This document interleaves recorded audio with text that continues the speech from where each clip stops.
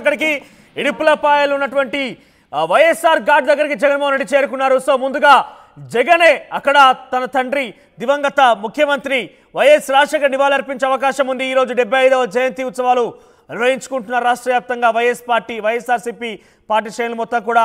So ఎక్కడ చూసినా కూడా వైసీపీ పార్టీలో ఈరోజు ఆ మహానేత వైఎస్ రాజశేఖర రెడ్డి యొక్క విశిష్ట సేవలని ఆయనకు సంబంధించినటువంటి ఆయన తీసుకున్నటువంటి కార్యక్రమాలని ఆయన ప్రజలను పరిపాలించే తీరును కొనియాడుతున్నారు. ఈరోజు మరోసారి ఆయన గుర్తు తీసుకున్న పరిస్థితి కనబడుతోంది. సో జగన్ చేరుకున్నారు అక్కడికి.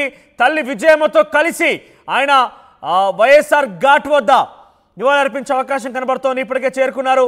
ఆయనకు సంబంధించి ఇతర పార్టీ నాయకులు పార్టీ ముఖ్య నేతలందరూ కూడా ఆయన వెల్కమ్ చేస్తున్నారు.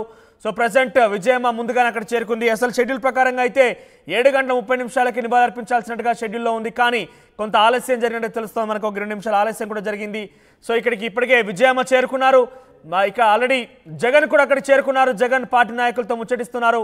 సో తండ్రి ఘాట్ వద్దకి జగన్ వాళ్ళిద్దరి మధ్యలో ఆత్మీయ పలకరింపు చూస్తున్నాం. తల్లి విజయమ్మతో జగన్ ఆత్మీయ పలకరింపు చూస్తున్నాం మనం. ఆయన అక్కడికి వచ్చి చేరుకున్నారు. 75వ జయంతి ఉత్సవాలు ప్రజెంట్ జరుగుతున్నాయి. సో దానికి సంబంధించిన విజువల్స్ మీరు ఆర్టీవీ స్క్రీన్ మీద ఎక్స్క్లూజివ్గా చూస్తున్నారు. సో రాష్ట్ర వ్యాప్తంగా వైసీపీ పార్టీ నాయకులకు పిలుపునిచ్చింది. ఈ జయంతి ఉత్సవాలని చాలా అట్టహాసంగా జరుపుకునే విధంగా పిలుపునిచ్చింది. దానికి సంబంధించి రాష్ట్ర వ్యాప్తంగా ఈ ఉత్సవాలు జరిపేందుకు వైసీపీ శ్రేణులు ముందడుగు వేస్తున్నారు. సో ప్రజెంట్ ఘాట్ వద్దకు చేరుకున్నారు మాజీ ముఖ్యమంత్రి జగన్. భారతి వైఎస్ జగన్మోహన్ రెడ్డి సతీమణి భారతి కూడా అక్కడికి చేరుకున్నారు. విజయమ్మతో కూడా ఆవిడ ఎదురుపడడం జరిగింది.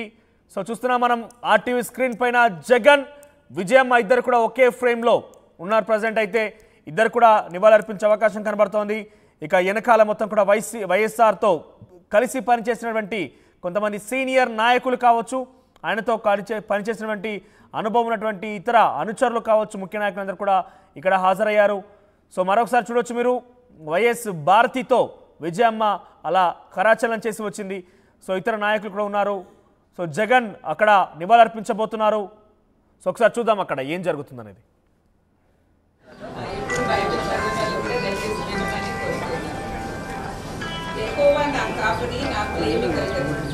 దేవుడు మనతో ఉంటే మనకి లేవే ఉండదు. పచ్చిక గల చోట్లను ఆయన నన్ను పరుండ చేయించున్నాడు. శాంతికరమైన జలముల యొద్ద నన్ను నడిపించుకున్నాడు. నా ప్రాణమునకు ఆయన సేవ తీర్చుకున్నాడు.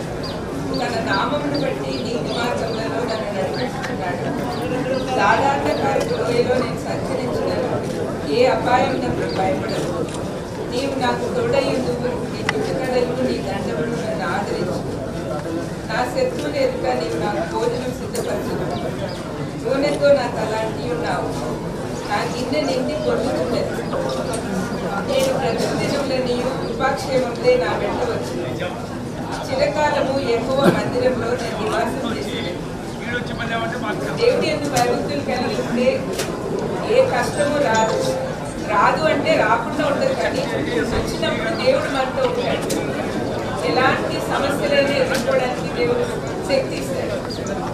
మనం చూస్తున్నాం, జగన్ బాబు ఎన్నో సమస్యలు ఎదుర్కొంటూ ఉన్నాడు. కానీ దేవుడి